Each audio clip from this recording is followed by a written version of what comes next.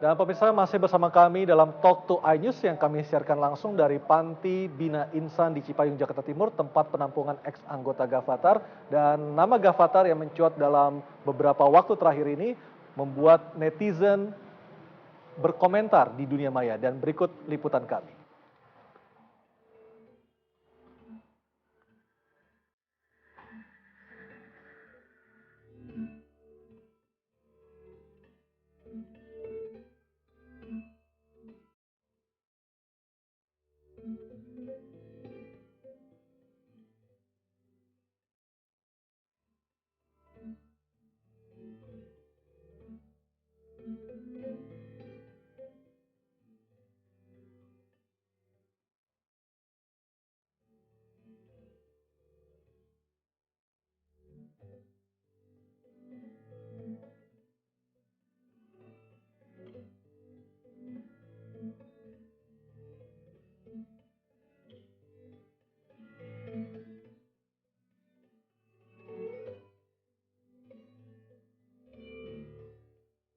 Zainal, kalau kita berbicara tentang kondisi saat ini, ketika mereka sudah berada di Panti Bina Insan Cipayung, Jakarta Timur ini, artinya adalah nantinya ketika mereka kembali ke masyarakat, orang pertama yang menerima kehadiran mereka adalah keluarga inti. Apa yang harus dilakukan keluarga inti agar mereka benar-benar bisa hidup seperti sedia kala sebelum bergabung dengan Gavatar? Ini menarik. Tadi Pak Iwan menyebutkan bahwa ada konseling, ada upaya-upaya untuk merecover ya, persoalan-persoalan psikologis dan kemudian juga kesiapan nanti mungkin ke depan ya, karena untuk menghilangkan kecemasan tadi disebutkan. Tapi saya pikir itu memang tidak cukup ya, karena bagaimanapun manusia kan termasuk para korban ini tidak terisolir, dia akan hidup di dalam sebuah komunitas. Artinya komunitas itu pun sendiri harus dipersiapkan, termasuk keluarga. Apakah keluarga itu juga harus dibekali dengan wawasan agama, wawasan tentang kebangsaan, bernegara Ya, seperti itu? saya pikir yang kalau dalam konteks psikologi barangkali gini, psikososialnya. Jadi begini, bahwa mereka adalah korban, bahwa mereka pada dasarnya ada keinginan untuk diterima oleh masyarakat termasuk dan terutama oleh keluarganya. Jadi terimalah mereka sebagaimana adanya, lupakan apa yang sudah terjadi dan buat mereka lebih nyaman sehingga tidak ada keinginan untuk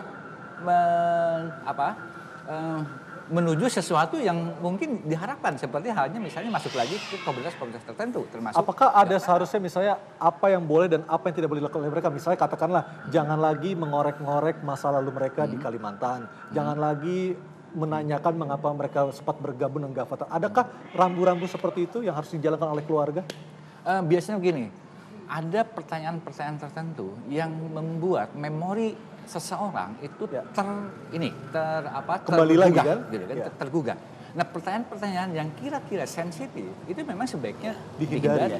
Kalau toh misalnya ingin diungkapkan, pasti ada cara yang lebih elegan, ada yang cara yang membuat mereka lebih nyaman mengungkapkannya. Karena ada kalanya juga kan mereka menginginkan teman berbicara, teman yang bisa diajak bicara dan menerima apa yang sebetulnya menjadi persoalan-persoalan yang dihadapi oleh dia. Termasuk, menurut saya termasuk ini, pemerintah, saya pikir tadi dikatakan Pak Iwan, ingin mengoreksi bahwa pemerintah tidak ikut andil. Oke, ikut andil, dalam konteks ini bagus saya pikir ya. Jadi ketika itu sudah terjadi, saya pikir cukup bagus ya Departemen Sosial. Tapi kan pemerintah luas, bukan hanya Departemen Sosial. Betul. Tapi juga departemen-departemen yang lainnya. Jadi misalnya tadi tenaga kerja dan seterusnya. Artinya bahwa mesti ada prevention di situ. Preventionnya nggak ada. Prevention apa? Dengan menyediakan lapangan kerja yang lebih baik, kompetisi. Artinya ada keberpihakan pada kaum-kaum marginal. Ini yang kompetisi yang sekarang ini kan sudah sangat luar biasa. Sehingga yang merasa kalah, merasa dirangkul kembali seperti itu ya. Dirangkul. Nah, Pak Iwan, selain konseling diberikan kepada ex-anggota Gavatar, apakah ada rencana dari Dinsos DKI Jakarta untuk memberikan konseling bagaimana seharusnya keluarga inti mereka bisa menerima atau bisa bersikap ketika anggota keluarga mereka yang sempat bergabung dengan Gavatar ini kembali ke rumah? Saya kira konseling yang diberikan kepada teman-teman yang ada di sini itu sama pentingnya konseling yang kita berikan kepada pihak keluarga. Karena pihak keluarga juga harus bisa menerima mereka apa adanya. Itu yang saya sampaikan tadi. Ketika seseorang melakukan kesalahan, kita tidak menilai atau stigma negatif mereka Seumur dalam hidup. kesalahan seumur hidup. Ya. Berarti di sini terjadi suatu sinergi ya, antara keluarga dengan teman-teman yang ada di Artinya sini. dari Dinsos akan memberikan pelatihan atau konseling khusus katakanlah seperti itu kepada Iya, pihak keluarga? Kebetulan kami dari Dinas Sosial kita ada tim kita cukup banyak dan terlatih. Kita juga ada tim di wilayah. Nah, tim wilayah inilah yang nanti akan mendekati di mana mereka berada. Kita ini kan core di wilayah DKI Jakarta. Misalnya berada di Jakarta X gitu, di Jakarta X itulah tim kita turun ke sana. Tapi bagaimana Pak bisa memberikan atau mengawasi konseling yang diberikan pada keluarga ex anggota Gavatar ini, mengingat jumlahnya sangat banyak, lebih dari 2.000, mungkin sekitar 3.000. Ya, kalau dari Dinas Sosial Provinsi DKI Jakarta, kita mencoba berupaya melalui kami dulu dari Dinas Sosial yang ada di lingkungan DKI Jakarta. Ya. Kita punya KDSK yang ada di wilayah, di kecamatan. Kita punya PSM yang ada di kelurahan, punya psikolog dan punya pekerja sosial. Mereka ini kita latih. Kita latih, nanti ada tagana, ada pekerja-pekerja sosial yang lain, Karang Taruna yang kita latih nanti untuk memberikan treatment dan memberikan suatu konseling kepada keluarga. Apakah Dinsos sebelumnya juga pernah mengalami kondisi seperti ini untuk memberikan konseling pada orang-orang yang trauma dalam peristiwa katakanlah seperti misalnya gerakan Fajar Nusantara ini? Ya, kalau kami biasanya yang paling sering kita lakukan pada saat terjadi pasca bencana banjir, pasca bencana kebakaran, puting beliung, dan gempa bumi, itu kita lakukan. Konseling itu kita lakukan secara komprehensif.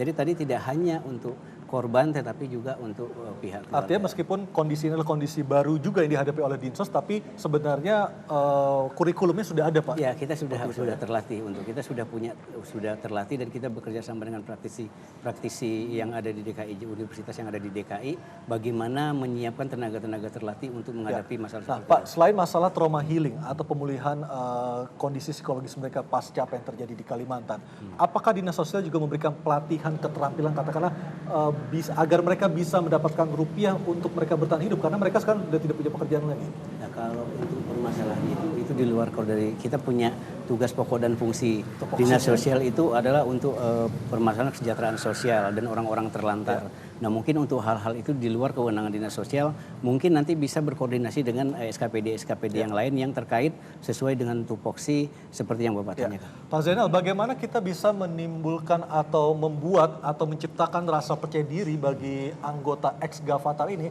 karena mereka kembali dengan tanpa pekerjaan, mereka tidak punya lagi pekerjaan dan mereka juga tidak punya lagi harta benda. Bagaimana menumbuhkan rasa percaya diri agar mereka bisa hidup di tengah masyarakat?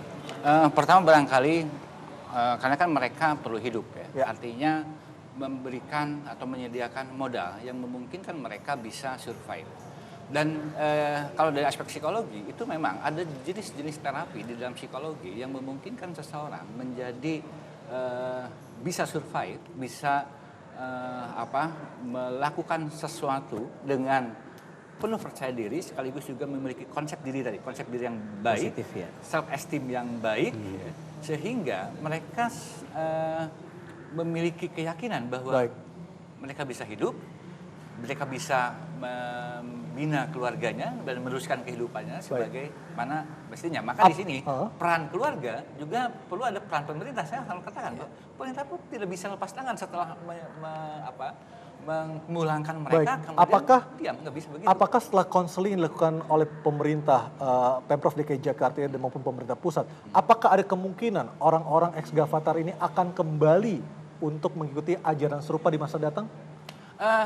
Itu gini, kalau kita bicara tentang apakah seseorang akan kembali atau enggak, biasanya kan begini, ada dorongan pada setiap manusia untuk hidup lebih baik dari kondisi yang dirasakan saat ini kurang baik.